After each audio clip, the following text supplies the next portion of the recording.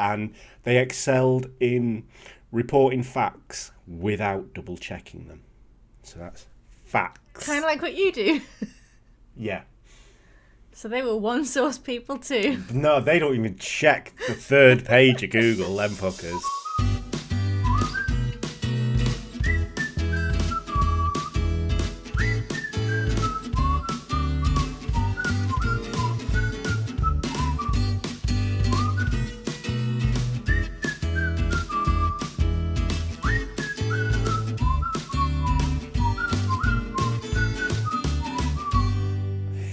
Hello and welcome all into the MO podcast. As always, you're here with me, Contumacious Anne. And me, Atreya. And today we are going to be talking about the scandal that took down Fatty Arbuckle. Now, before we jump into that, just a reminder for you all to like and subscribe, as it helps us Like and subscribe in the algorithm. We're also on Spotify as well, so jump over there and you can rate the channel, give it a 5-star rating, and you can also join and follow the channel there.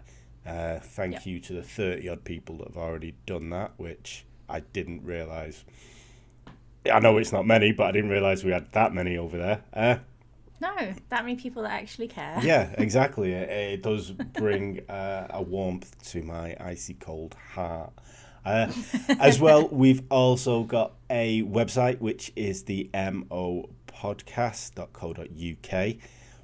Occasionally, we do blogs over there, although it's been quite a while since. I updated with all our episodes. Thank you very much. Yes, Atreya does update it regularly. I've just been very lazy with it.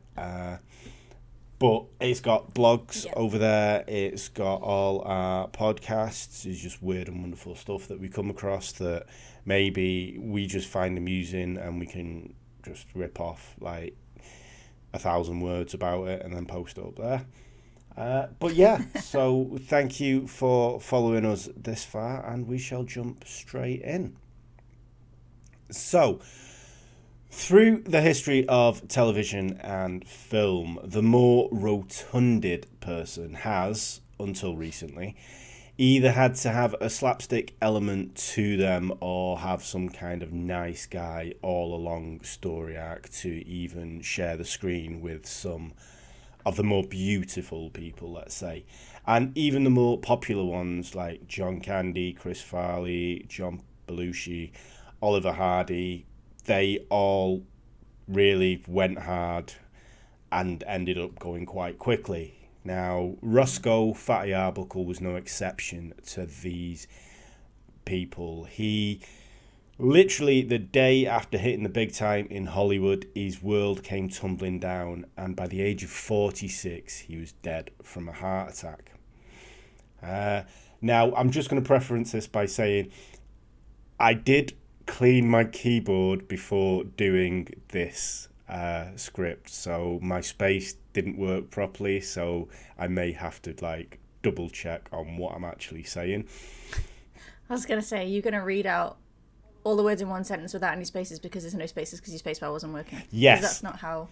You don't have to read it out exactly as it's written, you know. Like, right? Look, I'm like Ron Burgundy. If it's in front of me, I will read it as is. So... Okay. Fair enough. Fuck you, San Diego. And here we go. If you're English and of a certain age, Fatty Arbuckle's, it conjures up a substandard motorway service restaurant akin to Wimpy's. But back before Channel 5 was even a thing, he was a very famous actor. Now, when Fatty Arbuckle was doing his thing, telly didn't even have sound back then. And actors had to convey what they were feeling with a look or some kind of arm gesticulation. A little bit like a sarcastic text that you have to add a load of emotes to just so you don't piss the other person off. And even before the era of Charlie Chaplin and Buster Keaton, to the most famous silent screen actors, Arbuckle commanded the highest salary in Hollywood. What was it, £2 a year? He actually signed $1 million a year contract. $1 million back then? Yes. What? Yeah, in fairness, it was for about 485 films, but we're Still. This is how high he was thought of in his profession. I know, but silent movies weren't very long back then, were they? So Are you talking like half an hour or something? yeah, basically. I mean, there was different kind of reels, so they would have like a one reeler, two reeler, and then a feature film. Usually, as I've not looked into it, but a feature film would usually last 30 to 40 minutes, and then like a two reeler would be 20 minutes or whatever. But he was the biggest star in Hollywood when he was doing his thing. Now, Roscoe Arbuckle was born in 1887 into turmoil. Now, due to his weight, he was 5.9 kilos at birth. His father thought his wife was having an affair, as both husband and wife had slim builds. I legit, when you said he was 5.8 kilos, I was thinking, well, fuck me, I need to lose some weight then, because and that was before you said as a baby when he was born, because I was thinking, I'm not seeing this. Where did he get the nickname from here? 5 kilos. How was he even alive? He'd have been like that, turned sideways, and you can't see him anymore. No, this was as he was when he was born, being pushed out of his mother. Now, his father thought his mother was having an affair because of they both were quite petite, and this guy came out like some kind of Jabba the Hutt thing. To add to the disdain, the father named him after a senator who was Roscoe Conkling of New York City, who was a known philanderer. Now, his mother suffered health issues, as you might have guessed back then, by giving birth to something that big. I'm bloody sure. And when Roscoe was 11, she died of a broken fanny. Now, I'm sure that didn't go on the death certificate, but she did have complications from birthing him, and she was kind of in crippling pain up until her death. Arbuckle got his first break at the age of 8 when he performed with Frank Bacon's theatre company. But when his mother passed when he was 11, his father refused to support him, and Arbuckle had to get a job at 11. Well, I kind of know the feeling. My mum pushed me into getting a job when I was 15. Yeah. And it is the early 1900s. So, but this didn't actually hold him back because it was the turn of the 20th century and kids were still running up and down chimneys, to be fair, to earn a couple of pennies every now and then. But Arbuckle got a job working at a hotel doing odd jobs. Now, this wasn't a bad thing because he would sing on the job, and while he was singing, a professional singer heard him and invited him to an amateur talent show. Good for him. Yeah, nowadays, during these kinds of things, there's probably 3 people who were mediocrely famous in the late 90s, early 2000s that you have to stand in front of and sing. But back in the day, they literally had a shepherd's crook, and if you were doing bad and the crowd didn't go with you, they would physically drag you off stage with said just crook. reach in and like... Yeah, I mean... Nice. It is kind of cartoonish, but that is actually what happened. And in Roscoe's performance, when he was doing this, the crowd wasn't with him while he was singing and capering around, and the crook started to appear from stage right. As soon as he saw the crook, he did a somersault off the stage. He panicked, Roscoe panicked, he did a somersault off the stage, landed in the orchestra pit, and started running round. The crowd went wild, and he actually won the talent show. Nice. So this started his career in vaudeville, which is basically theatre troupes, and it's kind of pie in the face kind of thing before Pie in the Face was a thing. So it was a lot of acts thrown together. There'd be singers, there'd be dancers, there'd be clowns and such. Now, in 1909, after several international tours with various companies, Arbuckle starred in his first major short, which was called Ben's Kid. And by 1914, Paramount Pictures had offered Arbuckle and his co-star Mabel Normand $1,000 a day, 25% of all profits, and complete artistic control over their projects. Now, this was unheard of. This is back in the day when studio heads owned everything. They could tell their actors what to say in public, where to go. Yeah, exactly. Now, even though Arbuckle was racking it up in Paramount, he almost lost the leg to a carbuncle that he had, which is like a boil, yeah. Yeah, he almost got sepsis from it, and he was very ill. So he actually set up his own studio with Joseph M. Schlenick. Now, Joseph M. Schlenick would go on to form 20th Century Pictures in 1933. So that still stands today. So this is the kind of people that Arbuckle was rubbing shoulders with at the time, and how high up and esteemed he was. Now, this studio... Do you think he went back to his dad in, like, a horse-driven limo back then, and just pulled up at the door and went, "Hey, Dad, got a job. Need any cash? Tough. You can't fucking have any. It's mine." Exactly. I mean, £1,000 a day of it. Yeah. What a fuck you that is. Like, he had to make his own way. It's kind of what makes this story so much sadder in the end. To be honest with you, how he's just gone with it on himself, and then the ending is quite sad. But in 1918, Arbuckle transferred controlling interest in this studio, which was called Comique, to Buster Keaton, who he had worked with. And he took up Paramount's offer of $3 million over 3 years to make 18 films. Now, today, that contract would be worth $54 million. So... You just would do it, wouldn't you? Exactly. And this is before, like, it was, you get paid like 18 million for this film. You know, this is before the Brad Pitts, the Will Smiths and George Clooney's, and this is how much they were willing to take a gamble on what he was about and how good he was.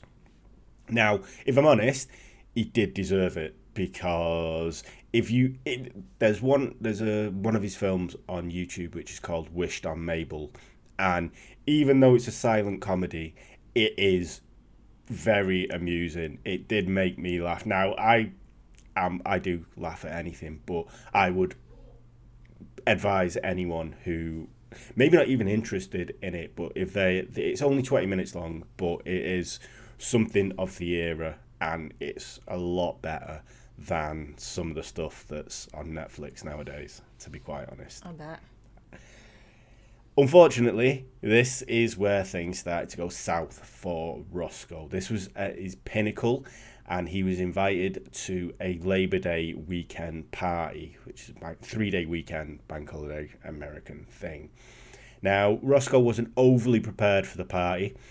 He'd sat on a rag covered in acid while he was waiting for his car to be serviced, and he burnt his ass cheeks.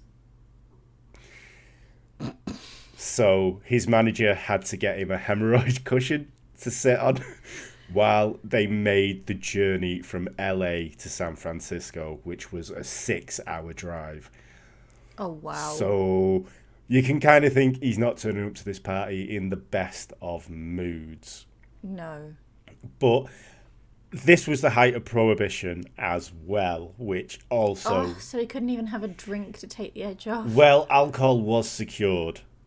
So even though it was the height of Prohibition, alcohol was secured. But still, he's a big name star. Does he want to be caught in this kind of situation that could damage his career? Now, 3 rooms were booked out for Roscoe and this party. Now, this was in the Hotel Francis. 2 were for Roscoe and the guests he travelled with, and 1 was designated as the party room, which was 2020, the room number. Several women were invited. Now, one was Virginia Rappi, who was a 25-year-old actress, and Bambina Maud Delment. Now, she was... I'm like mad that the party room was 2020 when 2020 was the absolute opposite of a party. Yeah, and I mean, Roscoe's room that he was staying in was 2019, and that was even shitter, because that's where this all goes down in 2019. So it's kind of like a parable for the times that have been and gone. Yes. So little is known about these 2 women, apart from Rappi. She was an up-and-coming actress. She was known as a party girl, and Delmont was, how to say this nicely, she had a reputation as a blackmailer and a madam. Now, some articles have dismissed this, some have gone with that she procured girls for these kind of parties, but she probably did. Yeah, there's not a lot known about her apart from this kind of episode. But that's not a new thing, like people procuring girls or prostitutes or hookers or whatever for parties for moviegoers. It's... Oh God, no! It was just a done thing in the 50s, wasn't it? Exactly. I mean, even like Charlie Sheen and the Michael Madsen with Heidi Fleiss, the Hollywood Madam, and that it's still something that goes on. And yeah, you move in them circles. This is what's going to happen. But Roscoe was aware of these 2 women's reputation in Hollywood, and he was worried that them being there may alert police to the situation, and especially because it was prohibition, he didn't want anything to happen. But as is always the way, after a few drinks, this kind of left his mind, and he started to enjoy the party and talk to all the guests and just relax. Now, at some point during the party, Rappi was found ill in the room that had been booked for Roscoe 2019. So at some point she'd left the party room and gone into his room that he was sharing with one of the people that drove down with him, who was called Fred Fishback, if you can believe it. A fucking Marvel character there. Fucking Fred Fishback. He's the Marvel version of Aquaman. Exactly. He's the Jonah Jameson of this story. Now, when they found Rappi, they called for the hotel doctor, because apparently that was a thing back in the day. A hotel doctor? Wow. Yeah. What does that say about those hotels? Yeah. Now, he examined her and concluded that her symptoms were due to intoxication, and he gave her morphine and then fucked off. Morphine? Yeah. I don't know how that's going to help. She's not even at hangover stage yet. Yeah. How's that going to help with her being pissed as a fart? I mean, he literally may have just gone, this woman is suffering from hysteria, and slapped her. Yeah. Literally, that is... So, when you say hotel doctor, maybe, you know... Maybe it was just like the on-shift manager, and just kind of walked in, and rather than going, oh, this bitch be drunk as fuck, and then walk out again, he was just like, well, I guess I better pretend that I'm a doctor, and what is the solution for everything with doctors now? Morphine. Doesn't matter what it is, morphine is the solution. Luckily, I happen to have some on me. Yeah. I mean... What are the chances? It may have even been the bellboy, you know, who was sent out to procure other stuff, and he just walked in and went, I've got this here, maybe that'll do something. Oh, what a weird thing to do, give a drunk person morphine. Yeah, she's gone blue. See ya. That'll be the overdoses of the wickeds. No one should be drinking those Alka-Pops. Exactly. And I mean, as well, it is prohibition, so most of the alcohol that has been procured is probably brewed in a bathtub Moonshine. somewhere. So you know what I mean. It's not Yeah. the greatest situation to be in. But the party passed off without anything else happening, and 2 days later, Rapé actually was hospitalised. Now, she did die a day later, so this is 3 days after the party, from peritonitis, which was caused by a ruptured bladder. Now, it is a thing to note here that Rapé also suffered from chronic urinary tract infections.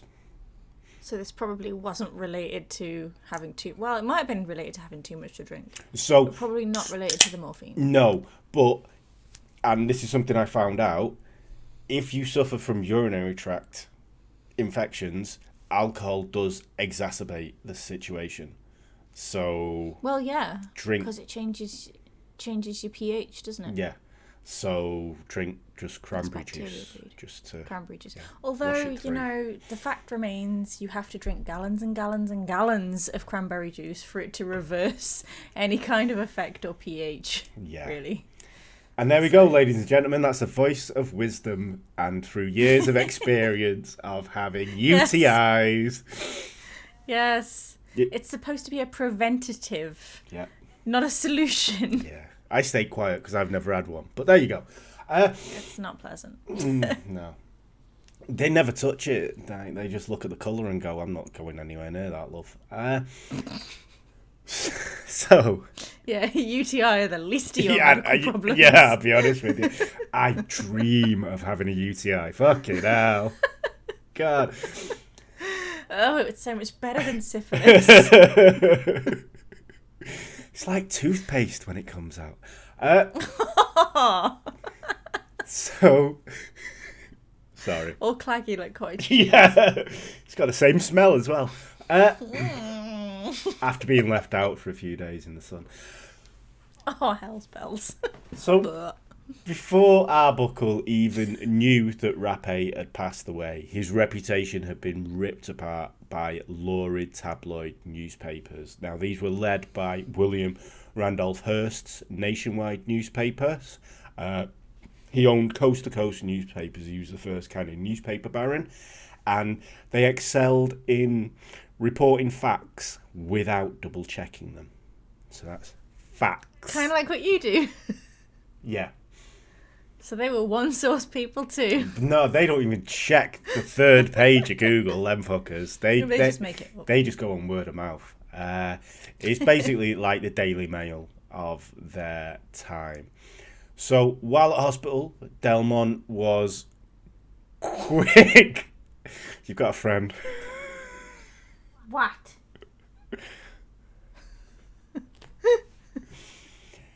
Sorry. It's all right. Continue. So while at hospital, Delmont was quick to tell the doctors that Arbuckle had R-worded Rapé, even though there was no evidence found during the doctor's examination. Delmont went on to tell the police the same story, and they concluded that Arbuckle's weight must have ruptured Rapé's bladder while he was on top of her, and that led to her death. Now, That is ridiculous. yeah, I mean, I should have pointed this out before, but Fatty Arbuckle was called Fatty Arbuckle because he weighed over 300 pounds. Yeah, I know, but I've never heard of a heavily overweight person rupturing someone's bladder by lying on top of them. I just don't think that's a thing. Again, Keystone Cops, this is the 1920s. Do you know what I mean? There's no forensics, there's no nothing. So it was just fat So man. why was none of her other organs ruptured if that's the case? Exactly. So it's just basically fat man squash woman. Yes, Yeah. that's it. Put the cuffs on him. Like, yeah. Okay, was her stomach fine? Uterus fine? Lungs fine? Weirdly, her lungs were fine and her ribcage wasn't even cracked or broken.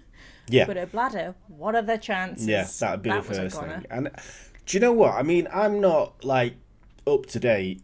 Not that it's changed over the past few years, but on women's areas down there. But isn't your bladder a little bit away from your other bits?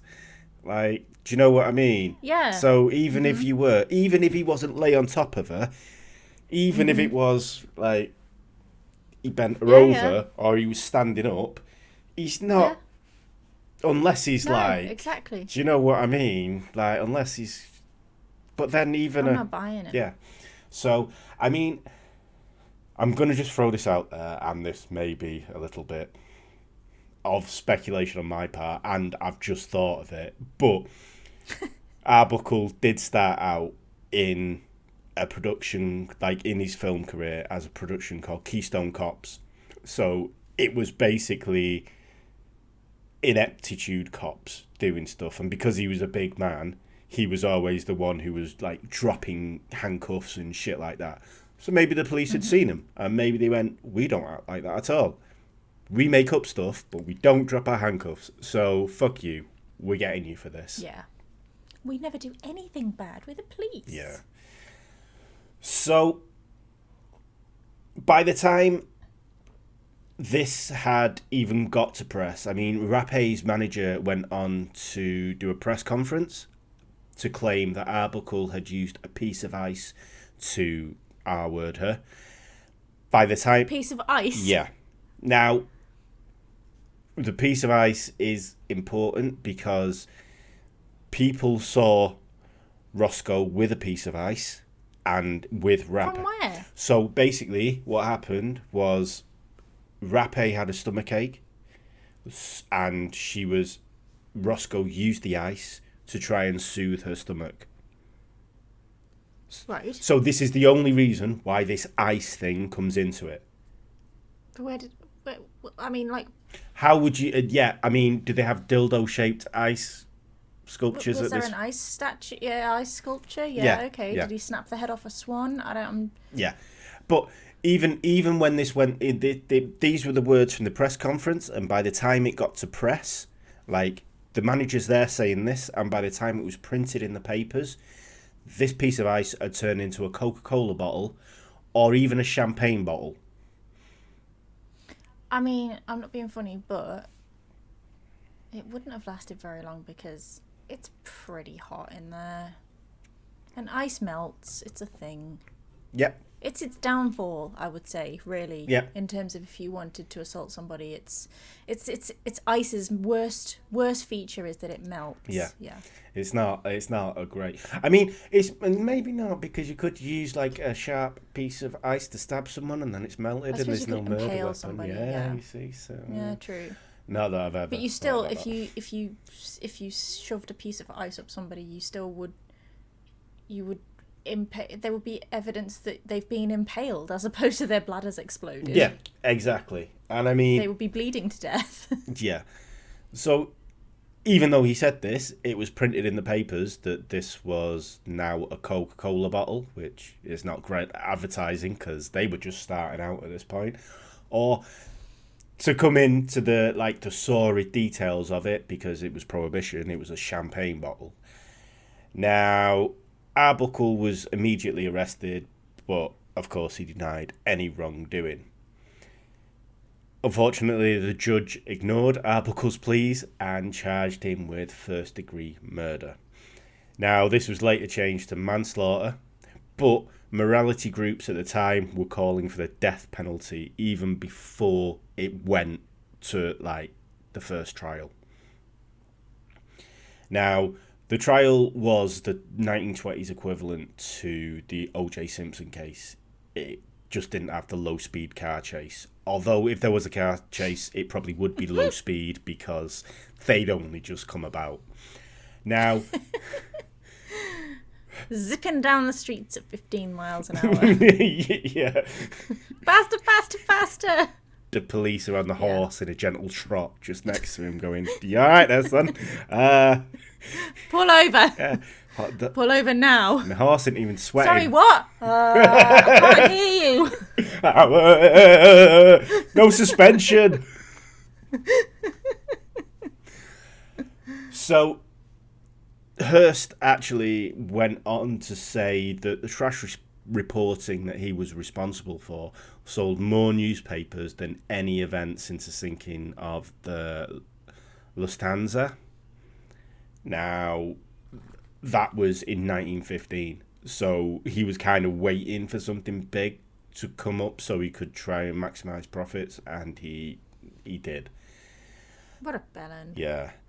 So, as well, studio executives were trying to distance themselves from this scandal, and many of Arbuckle's industry friends were pressured to keep quiet about the situation because, obviously, they controlled the contracts, and a lot of people kept quiet. Charlie Chaplin and Buster Keaton were two people that came out to bat for him. And Chaplin... Oh, good for Charlie Chaplin. Exactly. I mean, this may have had something to do with the fact that Charlie Chaplin was in England at the time, so he, like, maybe he didn't have any... He wasn't beholden to the studios, but he was still such a big star, he could come out and say something. He was like, I've got the British to protect me, I'll be fine. Yeah. He went on record saying that he could and would not believe that Arbuckle could do something like this. He said that Arbuckle was a genial, easygoing type who would not hurt a fly. Keaton also supported Arbuckle's innocence in a public statement, but even then he got a reprimand from his own studio about coming out and saying this. Now, even before the indictment hearing, the bit which is before the proper trial, where they think if it's going to go to trial or not, the San Francisco DA was making public statements about Arbuckle's guilt. He was already saying he's done this, so he's going to go to jail kind of thing. Matthew Brady, he was the San Francisco DA, he had ambitions to run for governor, and apparently he pressured witnesses to make false statements.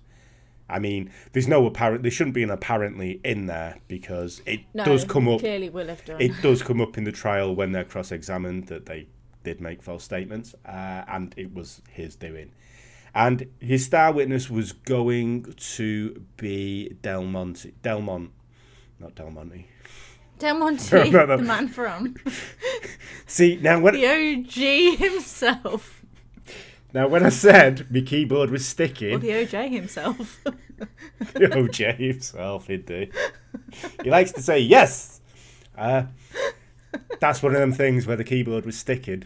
There, really? Right. Delmont. Right, but... He said, yes, he did it. And he put pineapple on her. So...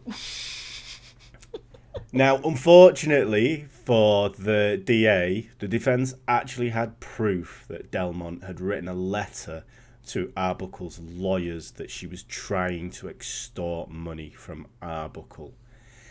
And while she was on the stand during the indictment, she changed the story several times before the prosecution actually got up and went, yeah, no more questions, just get her off the fucking stand because she's fucking killing us. This is pointless. Yeah. Despite this, and even looking at it, the trial went ahead because apparently Rapé had made a deathbed confession of Roscoe hurt me. Now, that is pretty much the only reason this trial went ahead, even though it was clear that this is a case of extortion. Bullshit. Yeah. This is what happened. So, the first trial, there would be 3 trials. The first trial started on November the 14th, 1921.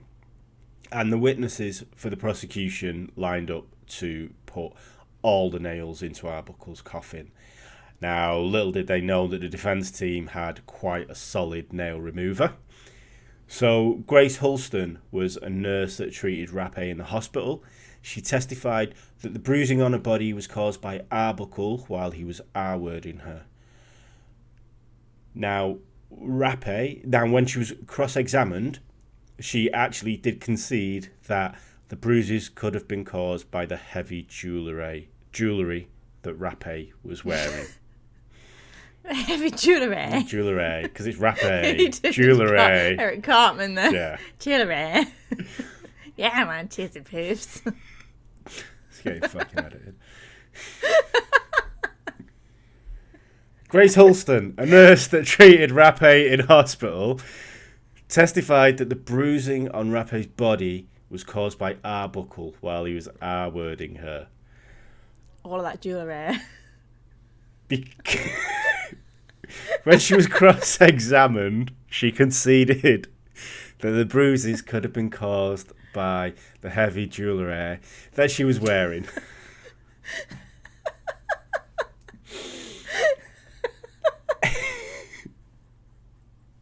Fucking hell. Edward Heinrich, who was a local criminologist. No idea. A local, Yeah. a local criminologist. Yeah, he may have been a local. He may as well have been a fucking medium, just stood up there going, "I've spoke to her. Whoa, she told me in the afterlife that it was him." Like, I've got no idea where this fucker came from, but he is literally called. So there's a voice coming through to me. What are you trying to say to me, oh spirit? Jewellery. Does that mean anything to anybody around here? Fine.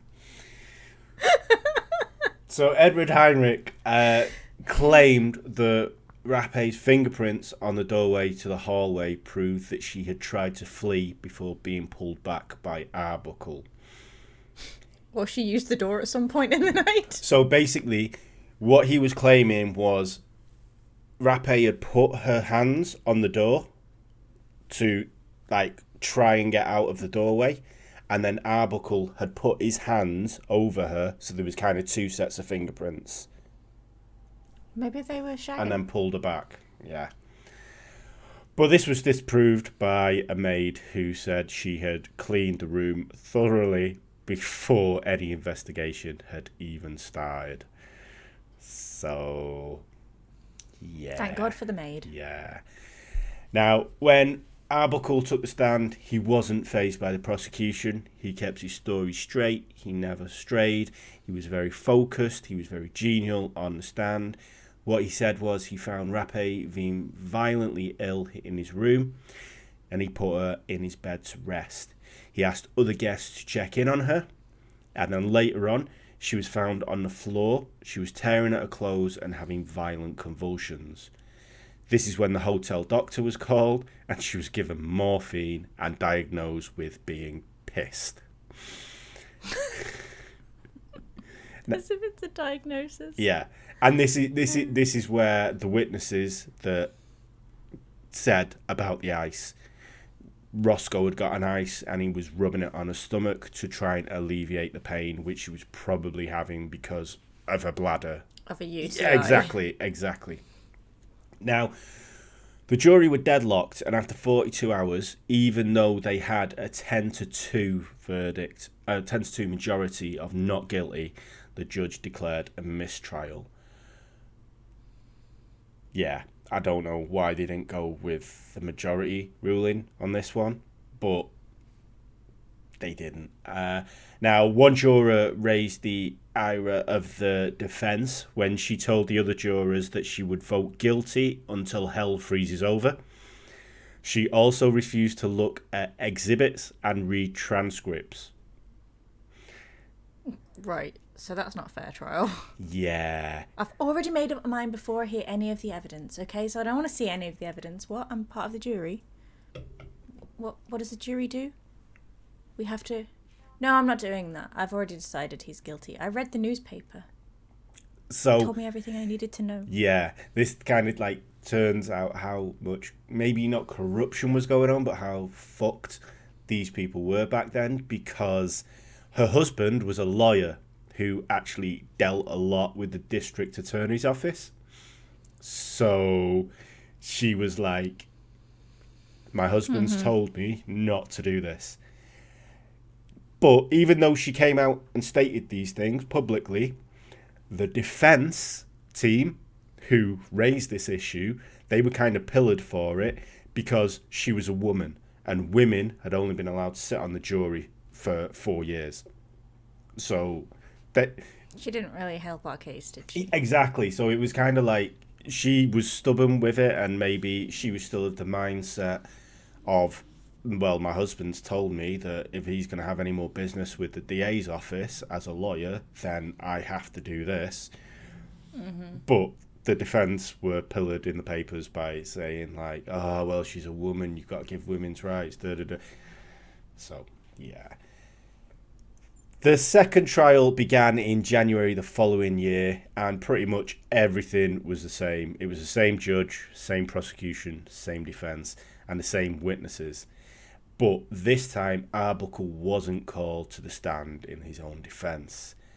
Now, this was a major point in this trial because this made him look guilty to the eyes of the jurors, because he wasn't allowed to speak on his behalf to his own innocence. And after 5 days of deliberation, they came back with a 10-2 guilty majority. So the total opposite. Yeah, exactly the same numbers, total opposite. Now, some people could say that's a coincidence. Maybe something's going on there, but whatever. But the judge claimed another mistrial. Now, oh my God, will this guy make up his fucking mind? yeah. So in March 13, 1922, the third trial began. Now, by this point, all of Arbuckle's films had been banned from anywhere, so he wasn't earning anything. So for the past 18 months, he'd not had any income or anything like this. Delmont had been touring with a one-woman show, living off her non-testimony testimony, claiming that she was the person that brought Fatty Arbuckle down, even though the trial was still going on, and she'd not actually testified in open court. So this time the defence went, fuck it, and they went proper on the attack. Now, they went, I'm not going to say they victim blame, but they went hard on Rappe. They pulled up all the history of being a party girl, and they actually said, even their main witness, Delmont, she's not here. Why is she not here? Because the prosecution don't have faith in her, and this is a person that claims she heard everything and seen everything. And one of the key witnesses that had appeared in Trial 1 and Trial 2 was on the run from the police. So I take it they didn't show up. Yeah. The jury retired on April the 12th. They took 6 minutes to make a not guilty decision. Now, nice. 5 of these minutes were used writing a statement decrying the trial and offering an apology to Arbuckle. Nice. Yeah. Now, that apology is: acquittal is not enough for Roscoe Arbuckle. We feel that a great injustice has been done him. We also feel that it was only our plain duty to give him this exoneration under the evidence, for there was not a slightest proof to connect him in any way with the commission of a crime. He was manly throughout the case and told a straightforward story on the witness stand, which we all believed. The happening at the hotel was an unfortunate affair for which Arbuckle, so the evidence shows, was in no way responsible. We wish him success and hope that the American people will take the judgment of 14 men and women who have sat listening for 31 days to evidence that Roscoe Arbuckle is entirely innocent and free from all blame. Now, all 14 men and women on this jury, as soon as the gavel went down, walked up to Arbuckle and shook his hand. Now, even the 2 that originally were like, he's fucking guilty. No, it's a different jury. So, oh, right, so this is the third trial. It was only. Oh right, okay. Right, so, the reasonable people. Exactly, people who had no vested interest in it. They just wanted to see justice done. Now, unfortunately, and as much as that is a great exoneration for him, it was too late for Roscoe Arbuckle. He owed $700,000, which is over $13 million today in lawyer fees. Now, his wife divorced him. They were estranged before this incident, and she did turn up every day to every trial. And Minita did say, if I had to do it all over again, I'd still marry the same man. So she didn't take him to the cleaners then when she divorced him? No, they were still very good friends afterwards. I mean, they'd acted together when they started out, and she supported him in everything he did. She never thought anything bad of him. I mean, she knew him the best, obviously. Mm-hmm. Now, Will H. Hayes, who was head of the Motion Pictures of America, which was like the censorship and the people that have, like, the BFFC, the people that decide whether you can show a film. He banned Roscoe from ever working in US films again. Wow. This was rescinded less than a year later, but still, he was fucked from it all. He couldn't get work, and several of his films have been destroyed. Like, we'll never see them again. They were on reels that were burnt, like good old-fashioned book burning, because people thought he was guilty before the trial had finished, which is heartbreaking, because although you may not like silent films, they were a precursor to what actually, they were the beginning to stuff. And this guy, it's a part of history. Exactly. He tutored Charlie Chaplin and Buster Keaton. He was the beginning of this wave, and that is the worst thing ever. I mean, even Buster Keaton, he signed over 35% of his profits from his production company as soon as the gavel went down, just so Roscoe could have some money to try and keep him afloat, because he believed in him that much. And even at the third trial, Buster Keaton was there. He was in the gallery watching him and supporting him. But unfortunately, Arbuckle did make a brief comeback, and he had to do it under a pseudonym, which was William Goodrich, and this was in the late 20s and the early 30s. He was more of a director rather than an actor. But in 1932, he did make 6 short films, and when Warner Brothers saw their success, he was offered and he signed on for a feature-length film. That night, he went out to celebrate, obviously, because that's great, but because people can't have nice things, he died that night in his sleep due to a heart attack, and he was 46 years old. Wow. Yeah. I think maybe the excitement was just too much for him. It could have been. He was, after this trial, he did fall into alcoholism, and he didn't have anything, and it's a lot.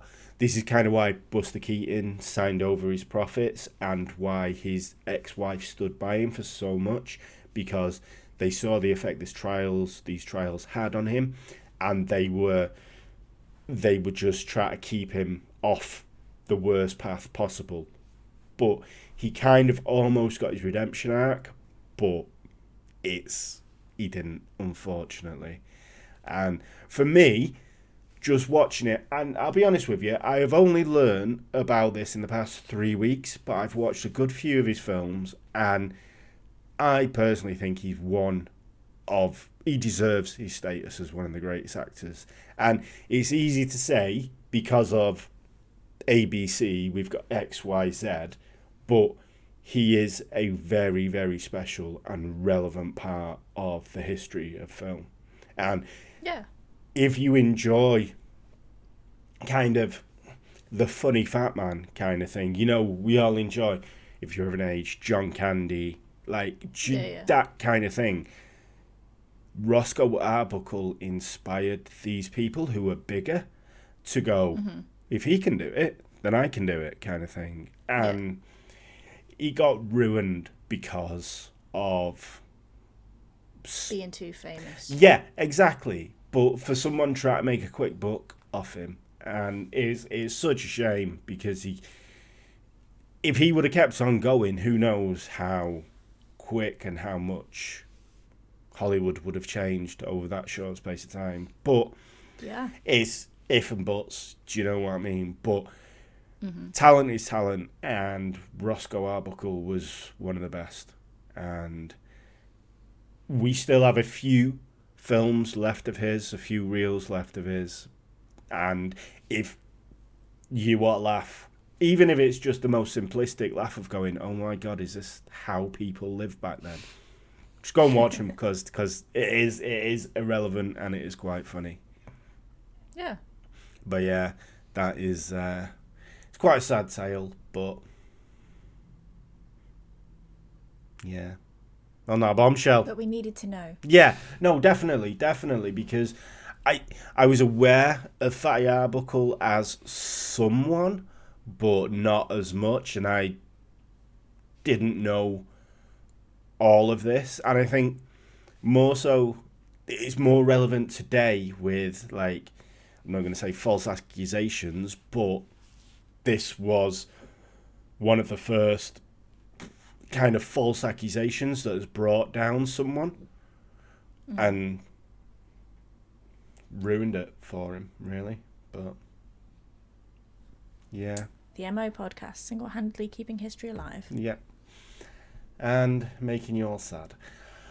But on that bombshell, this has been... I mean, you made people happy with Jewellery. Yeah, I suppose. I want that as my message tone. Look, Make it happen. rap hair, jewellery, Jewellery. jewellery. Jewellery and Del Monte. I'm going to buy my wife some jewellery for her birthday. I love it. That bombshell, this has been the MO podcast with me, Consummation. And me, Atreya. Thank you all so much for joining us, and we shall see you next time. Bye. Bye. The MO podcast. The MO podcast. The MO podcast.